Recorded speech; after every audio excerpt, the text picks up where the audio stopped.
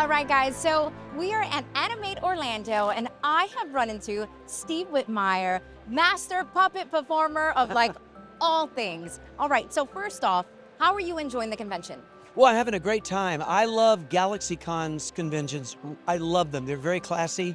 I think this is the first year of this particular one, but we'll be back next year. I mean, I love doing these shows. You love it. What is it like seeing all these fans that recognize these iconic puppets? That's one of the reasons why I like the shows so much. You know, when we were doing the Muppets for all those years, we kind of worked in this vacuum. We were in the studio. There was nobody there. We never saw what the fans were thinking or feeling. So it's an opportunity to meet those people who followed us through all these years. And really, you know, they thank me for the work, but I thank them for this incredible career. I mean, it just incredible. Can you give us a little rundown of your favorites? Of the things that I've worked on? Well, my favorite project of all time, of all the things we did over the years, was Fraggle Rock. I love that show, and a part of it's because I was like 23 years old when we did it. I just really gotten into the Muppets and feeling comfortable doing characters, and I got Wimbley Fraggle and Sprocket the dog were my two guys, and just a great camaraderie in the studio. Everything about it was great.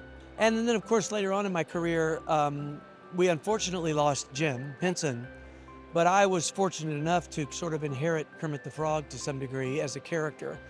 And it was always a great honor for me to be able to continue to keep Jim's influence involved with that character. Right. And how did you get started? Well, I started as a crazy Muppet fan. You know, there was no internet when I was a kid, and there, you know, there was no Comic-Cons. So I was just this kid sitting at home outside of Atlanta, waiting for the next Muppet thing to come on television. And that's about the time Sesame Street started, so I could see the Muppets every single day, you know, and I just got obsessed with it. You know, I was the Muppet nerd. I started trying to build my own versions of Ernie and Bert and Kermit.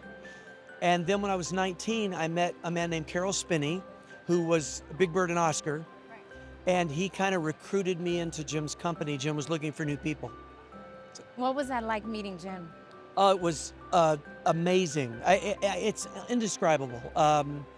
You know, I sort of went into this not necessarily thinking I would get a job with Jim Henson. I just loved doing what I was doing. And for him to actually ask me to come to work with him was an incredible honor.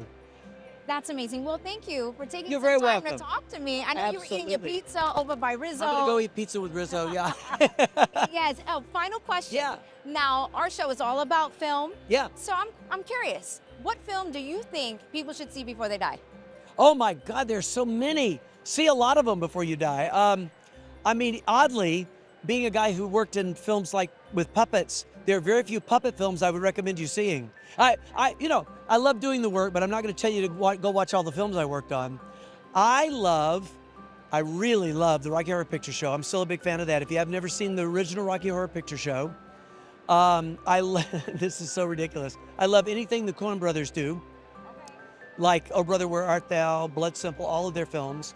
And I love the movie Heat. Do you know Heat? With Al Pacino and Robert De Niro. If you haven't seen that one, classic scene between Al Pacino, Robert De Niro in a diner.